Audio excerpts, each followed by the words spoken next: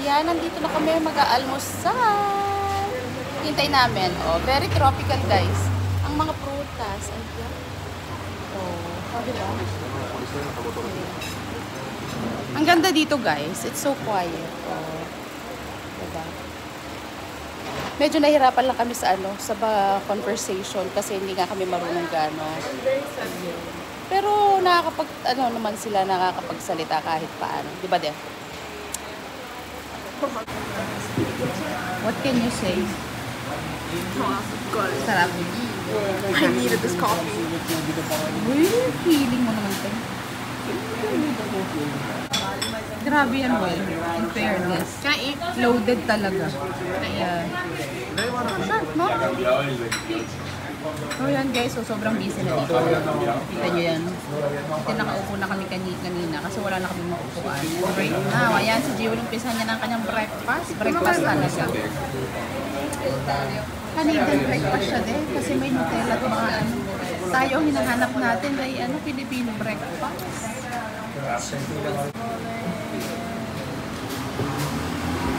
My first juice for today, green juice. Grabe yan, well, my gosh. Oh my god, look at my waffle. So guys, ito yung sa akin. Chorizo, egg, and plantain. Ayan. At, asan yung kay Dada? Is this yours there? And, pakalaki naman ng kay Dada yun. Coffee daw niya. Yes. At ayun yung kay Dada. Ano sa'yo? Ham and... pinitpit pala di eh. We can share with this. Hindi ko na maubos to.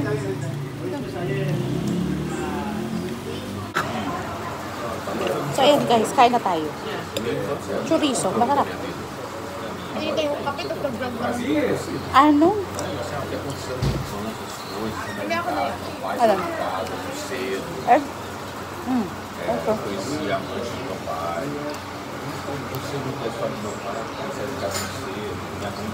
Ito guys, gawa sa saging, banana.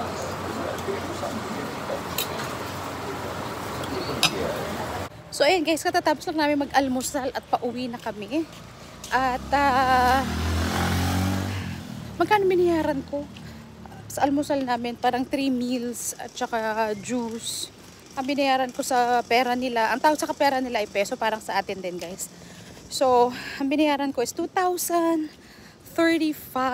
Ayan. Ay, at napakainit. Ang dami kong dalang sunglasses pero wala akong suot kahit isa. Kasi makulimlim kanina guys, napakakulimlim. Ngayon, pauwi na kami. At ayan, wala akong kahit isa. Ang init. My gosh guys. It's so hot. Seriously. Naisip ko tuloy pag uwi ko ng Pilipinas, ganito kainit. My gosh. Yeah. Ayun, papunta kami doon ng namin, ang hotel namin, guys. Ayan. So, ayan, as I was saying, yung binayaran namin kanina is 2,035 peso. Kung i-convert mo sa, i-convert mo sa US, parang nasa $30, which is not bad. Diba? Isang meal. Not bad. Ayan, at nakalabas pa kami. Tapos bumili kami ng mga itlog namin. At na pwede naming kainin mamaya sa loob. Ay, maputek. Ayan. Para makatipid ng konti. Ayan, guys. Apakainit, ang ganda na ng weather. Alam niyo po ba kahapon may bagyo po pala dito. Kaya pala na-delay ang aming flight. 2 days. 2 days No, but na. we came on a perfect day because it's so sunny. Yeah, ang ganda, no? So sunny. Yan, mamaya papakita namin yung apply. Guys, yung salita nila dito very similar sa atin. So, ang main Vamos. vamos, yeah. So, ang main language nila dito is Spanish. Espanyol, guys. So, we can speak a little Spanish. We can, pag mga numbers, ayan, maintindihan natin yan. Pero pag pakikinggan mo sila, parang magigets mo yung sinasabi nila. Yun nga lang, medyo pag mabilis na, wala na, mawawala ka na talaga guys. So ayan, ang ganda ng panahon. Pero actually, gusto ko siya kasi hindi siya ganun kainit, hindi rin siya ganun ka So, tama-tama lang siguro. And kung mga ilang araw kami dito na ganito ang weather, ay hindi naman siguro ako matutusta. O, diba? Dade, say hi. Ah. Ang aming tatay ay ano lang. Ayan. Kailangan ko talaga ng sunglasses. Masakit sa mata, guys. Ayan, ha. Ayan. Oh, marami pong mga turistang naglalakad. Kaya piling turista lang din kami. Ayan, di ba? Oh. Dito ka makakita ng maraming ano. I know. Ngayon mo maramdaman ano. My gosh. Why we didn't bring our hat and our sunglasses? Ayan. I know. Hindi kasi sabi nila magiging... Kasi kaya maglabas namin. It was so cloudy, guys. Walang araw. Kaya kala ni ng tatay ay ano, hindi iinit ng ganito. Kaya ayan. Oh, takot din pala sa init. Ano? Pumunta sa mainit tapos takot din sa init. Saan ka pa? This right here. Ha? It says excursions, tours, and private experience. Ay, mamaya na yan. No, but I'm saying for the buggy tomorrow. Yeah. O, dito ba? Yeah, it says right there. Yeah. Ayan, guys. Napakainit. Ooh. I need sunscreen. Ayokong matusta ng ganito kaaga, guys. Ayan. Guys, alam niyo nakita ko dito. Ano tawag dito sa Pilipinas? Ayan. Ito.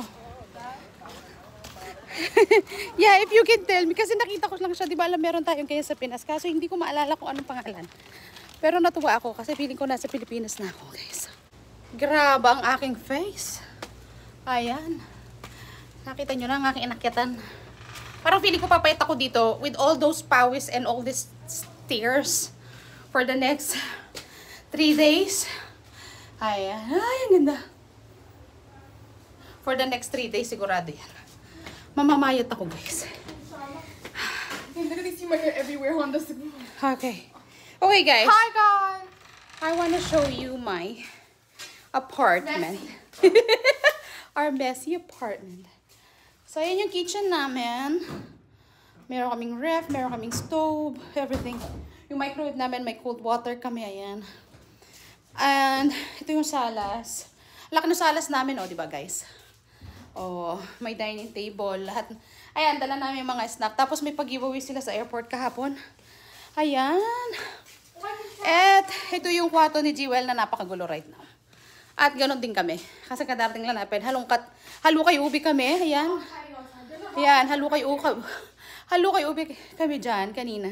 Kasi hindi namin alam yung mga gamit namin.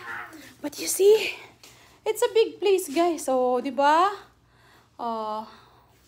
And this is the best part. Papakita ko sa inyo ang best part. Ay, paano babuksan to di? Ha? Pwede tayo magluta? Yan, nakabili kami ng posporo. Kagabi maghanap kami ng fuego. Yeah, fuego right there. This is the best part, guys. Woohoo! Look! Ayun, ang beach. Nandun sa labas. Oh, diba? Wait, this one, the sun. Kaso pala, hindi ko pa kayang i-bear ang ganito kainit, guys.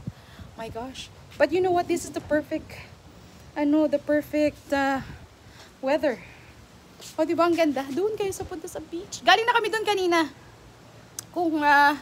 Pumunta na kami doon kanina, pero wala kaming nakita and it's so cloudy. Kaya sabi ko, balik na lang tayo mamaya pag medyo maganda na ang panahon. Ayan.